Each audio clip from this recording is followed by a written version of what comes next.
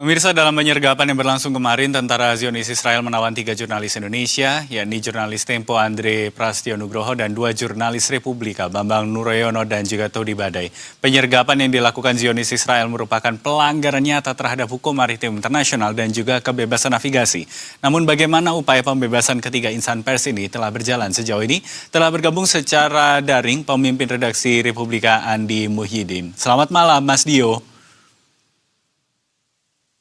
Malam. Baik, Mas Dio, terima kasih banyak sudah bergabung bersama kami di Berita Satu Malam.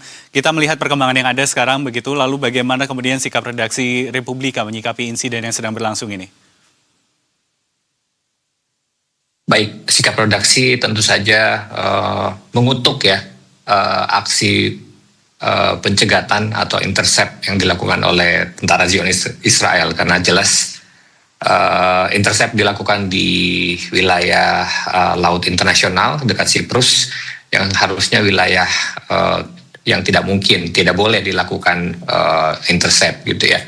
Dan ini jelas adalah upaya untuk pelanggaran tadi ya disebut juga pelanggaran hukum maritim internasional.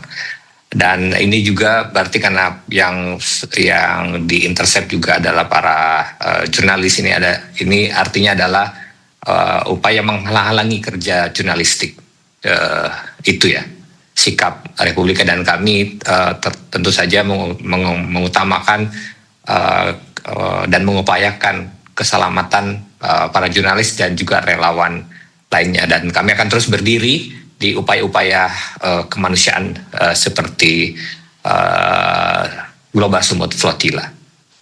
Baik, Mas Dio, kalau boleh untuk sedikit diceritakan begitu, sebenarnya bagaimana kemarin situasinya ketika ruang redaksi di Republika ini kemudian menerima informasi tentang adanya intercept ini? Ya, kami tentu saja situasi di redaksi cukup ini ya mendadak menjadi sangat dinamis gitu ya, karena walaupun segala kemungkinan bisa saja terjadi, tapi ketika terjadi intercept kami tentu saja cukup kaget gitu ya, cukup kaget karena tentunya kami berharap bahwa misi ini bisa berhasil gitu ya sampai ke tujuan gitu. Dan saat itu kami terakhir terima video terakhir dari Abeng pukul 15.20 WIB kemarin. Dan setelah itu kami kehilangan kontak dengan Abeng maupun Todi Badai gitu. Kami meyakini bahwa memang karena kami juga mengetahui protokol intercept itu sudah diaktifkan berapa waktu sebelumnya gitu ya, dan Abeng atau Bambang gitu ya sudah sempat mengirimkan ke kami sebelum video SOS itu, tetap sempat mengirim video ke kami bahwa di dekat kapalnya itu sudah ada terlihat kapal tentara Zionis Israel. Itu tandanya bahwa protokol sudah dijalankan, dan setelah mengirim video SOS para peserta atau para jurnalis dan para relawan harus membuang smartphone-nya ke laut gitu ya, untuk menghindari kemudian pengambil alihan data-data penting yang untuk para Zionis Israel. Dan sejak saat itulah kemudian hubungan kami terputus sampai sekarang. Jadi sampai sekarang sebenarnya kami belum mengetahui kondisi pastinya teman-teman itu seperti apa. Baik, jadi kehilangan kontak sama sekali begitu sejak kemarin, lalu kemudian seperti apa koordinasi dengan pemerintah terkait upaya pembebasan dari jurnalis Republika dan juga relawan-relawan yang ditahan ini, Mas Dio? Ya, sejak kemarin setelah kami mendapatkan kabar dan hilang kontak, kami langsung melapor ke Kementerian Luar Negeri, dan respon dari Kementerian Luar Negeri sangat baik saat itu, dan saya berkali-kali berhubungan langsung, berbicara melalui sambungan telepon gitu ya, tidak hanya sekali, mungkin kemarin tuh sore sampai malam tuh sampai 3 kali. Karena Kementerian Luar Negeri juga berusaha mengonfirmasi sebenarnya status teman-teman ini seperti apa.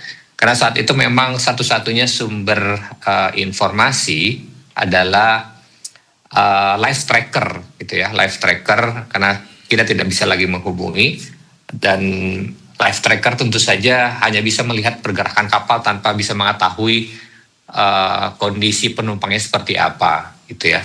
Dan saat itu juga Kementerian Luar Negeri kemarin malam itu sudah membuatkan siaran pers yang mengutuk keras aksi intercept ini gitu ya. Dan setelah itu juga setelah sekitar pukul jam 9 malam kemarin kami terkonfirmasi ya status teman-teman lima orang ini yang dicegat kapalnya oleh tentara Zionis Israel. Saat itu saya kembali melapor ke Kementerian Luar Negeri dan juga mendapat respon, dan setelah itu juga Kementerian Luar Negeri masih mengirimkan siaran pers video ya, pernyataan pers dalam bentuk video. Malam itu juga kemarin saya berkoordinasi dengan Kang Jajang dari Dompet Duafa yang saat itu berada di comment center di Malaysia gitu ya, karena kan comment center ada di beberapa tempat gitu di Malaysia dan juga di Turki. Dan Kang Jajang dari Dompet Duafa mengatakan beliau sudah berkoordinasi langsung juga dengan KBRI atau negara-negara yang berada di sekitar penangkapan gitu ya.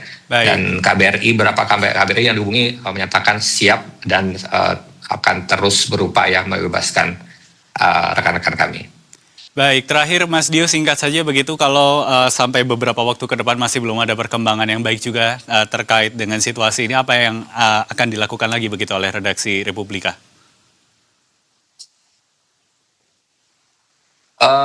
Kami masih terus berupaya, pasti akan berusaha baik dengan jalur langsung ke pemerintah, ke Kemlu, jalur-jalur resmi, maupun juga jalur-jalur individu gitu ya, karena melalui teman-teman humanitarian gitu ya, kelompok yang ada di sana, di Turki maupun di Malaysia dan beberapa negara lain, kami terus berkomunikasi gitu, mengupayakan pembebasan ini. Baik, tentu kita berharap kalau semuanya dalam kondisi yang baik, kita segera mendapatkan kabar baik juga terkait kondisi para jurnalis dan juga relawan yang sekarang ini ditahan oleh militer Israel. Terima kasih banyak Andi Muhyiddin, pemimpin redaksi Republika, sudah bergabung bersama kami di Berita Satu Malam. Sehat selalu Mas Dio, selamat beraktivitas kembali.